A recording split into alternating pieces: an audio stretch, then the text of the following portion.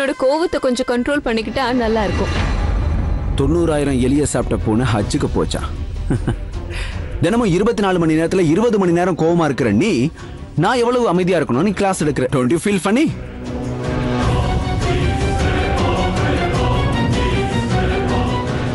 No.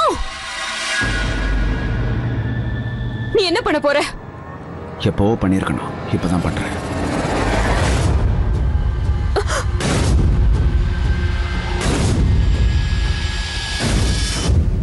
இன்னொரு விஷயம் கூட ஞாபகம் வந்துச்சு. நம்ம இந்த சம்பிரதாயத்துல நம்ம நேரத்தை வீணடிச்சிட்டோமோன்னு எனக்கு தோணுது. நம்ம ஒண்ணு பண்ணலாமா? இந்த நெருப்பை நம்ம கல்யாணத்தின் போது ஏற்படுத்தின அந்த அக்னி குண்டமா நினைச்சுக்கிட்டு நம்ம கல்யாணத்தன்னைக்கு செஞ்சு கொடுத்த சத்தியத்தை நாம இப்ப வாபஸ் வாங்கிக்கலாமா? வா ரோஷினி, லெட்ஸ் டு திஸ். என்ன சித்தார்த், இன்னையில இருந்து நாம என்ன பண்ற? ஒருத்தருக்கு ஒருத்தர் துணையா இருக்க கூடாது. இன்னையில இருந்து நாம ஒருத்தருக்கு ஒருத்தர் பிறந்திருக்கோம்னு கனவுல கூட நினைச்சு பார்க்க கூடாது. கைய விடு. இன்னையில இருந்து எனக்கும் ரோஷினிக்கும் இடையில எந்த உறவும் இல்ல.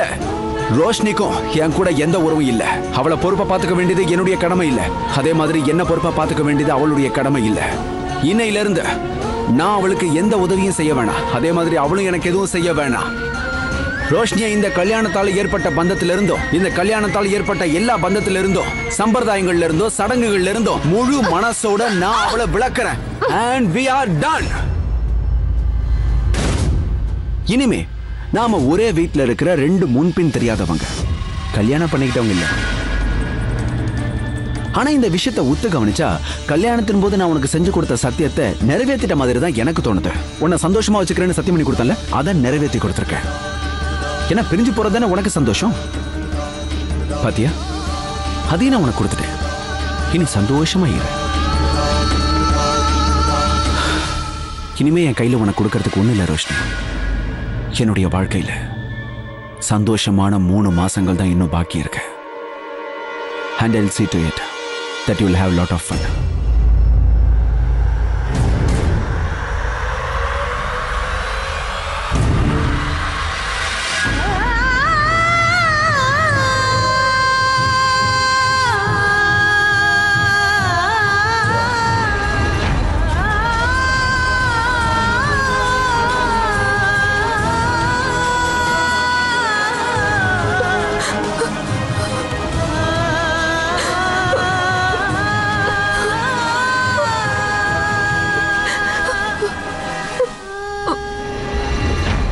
அண்ணே, சொல்லுங்க. ஆஃபீஸ் ஃபைல் ஒன்று அப்பாவுடைய டிராயர்ல இருக்கும். நான் பார்க்குறேன். இருங்க, நான் போய் பார்க்குறேன். அண்ணா, என் ரூமை க்ளீன் பண்ணிடுங்க, இதோ வந்துடுறேன். Okay sir.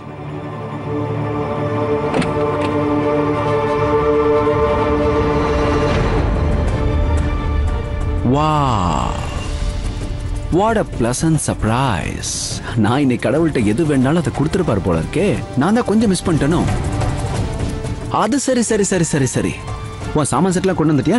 நீ இங்கே தங்கிலான்னு முடிவு பண்ணிட்டியா? இல்ல, எது கேட்கறேன்னா, பொண்டாட்டி இங்கே தான் தங்கணும், பொண்டாட்டியை விரும்புறவனும் இங்கே தான் தங்கணும்னு கோர்ட் ஆர்டர் கொடுத்த மாதிரி நான் எதுவும் கேட்கலையே. அப்படி இருந்தா சொல்லிடுப்பா, அதையும் நான் உங்கள்கிட்ட சொல்லிடுறேன். அதுக்கு அவசியம் இருந்துச்சுன்னா சரி விடு சித்தார்த். உன்கிட்ட எனக்கு பேசுறதுக்கு இன்ட்ரெஸ்டே இல்லப்பா. கொஞ்சம் ப்ளீஸ் நீ ரோஷினி மட்டும் கூப்பிட, நான் உங்ககிட்ட பேசணும். What a coincidence. எனக்கும் உங்ககிட்ட பேசுறதுக்கு விருப்பமே இல்லை. நீ ரோஷினி கிட்டே பேசிக்கோ, அதான் உனக்கு நல்லது. நீங்க வெயிட் பண்ண, நான் கூப்பிடுறேன். ஹே, எங்க வர? இங்க பாரு, நீ பேசிக்கோ, நான் வேணான்னு சொல்ல. ஆனா பிரச்சனை வரும் பாத்துக்க. ஏன்னா நீ போய் ரோஷினியை பாப்ப, பார்த்த உடனே உனக்குள்ள இருக்கிற காதலன் வெளியில வருவான். அதை பார்த்தா எனக்குள்ள இருக்கிற புருஷன் வெளியில வருவான். ஒரே சமயத்துல எல்லாருக்குள்ள இருக்கிறது வெளியில வந்தா பாக்குறதுக்கு ரொம்ப கன்றாவியா இருக்கும்பா. அதனால நீ இங்கே இரு, நான் போய் அவளை வர சொல்றேன்.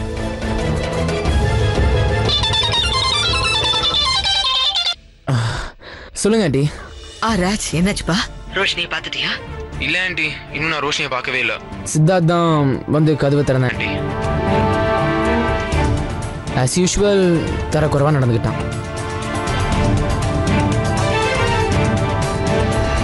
போ போ போ போ, கொஞ்சம் பின்னாடி போ. அட போப்பா.